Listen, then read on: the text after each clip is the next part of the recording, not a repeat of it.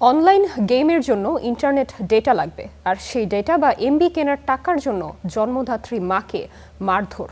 চট্টগ্রামের আনোয়ারার এমন একটি ভিডিও নিয়ে এখন তোলপাড় চলছে। সামাজিক অবক্ষয়ের এমন ঘটনায় প্রশ্নবিদ্ধ পুরো সমাজ ব্যবস্থাই। যদিও পরে অভিযুক্ত সন্তান জাবেদকে আটক করেছে পুলিশ।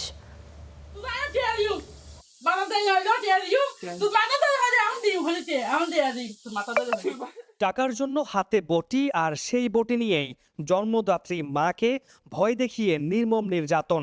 এ যেন মানবিকতার চরম অবক্ষয়ের এক ভয়াবহ চিত্র। চট্টগ্রামের সামাজিক যোগাযোগ মাধ্যমে ছড়িয়ে পড়া এমনই এক ভিডিওতে শুরু হয়েছে তীব্র ক্ষোভ আর সমালোচনা। ঘটনাটি চট্টগ্রামের আনোয়ারা উপজেলার ৩ নম্বর রায়পুর ইউনিয়নের চুন্নাপাড়া এলাকার। অভিযুক্ত ১৮ বছর বয়সী জাবেদ অনলাইন গেম খেলার জন্য মায়ের কাছে টাকা চায়, কিন্তু দারিদ্র্যের চাপে জর্জরিত মা দিতে না পারায় ক্ষিপ্ত হয়ে ওঠে ছেলে, আর শুরু হয় অমানবিক নির্যাতন।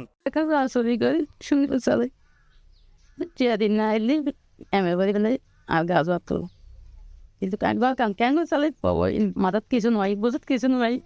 আপনি বারবার ঈদ গোসাইতে আপনি গাড়ি রাত খুললেন।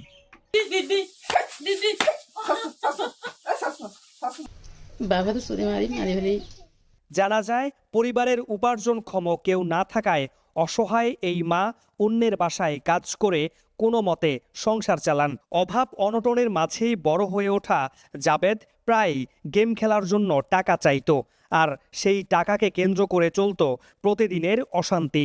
মা মাতন ঠিক আছে ভাই, সবসময় মা এই ক্ষেত্রে মানে ক্ষেত্রে মারে চলে, তারও চলাই, কিন্তু মারাও সবসময় মারে, ওর বোনেরও মারে। তার মারে ও অত্যাচার করি নাই একখানা করে নিলাম সকালে আয়ে দিয়ে তার এই পরিস্থিতি।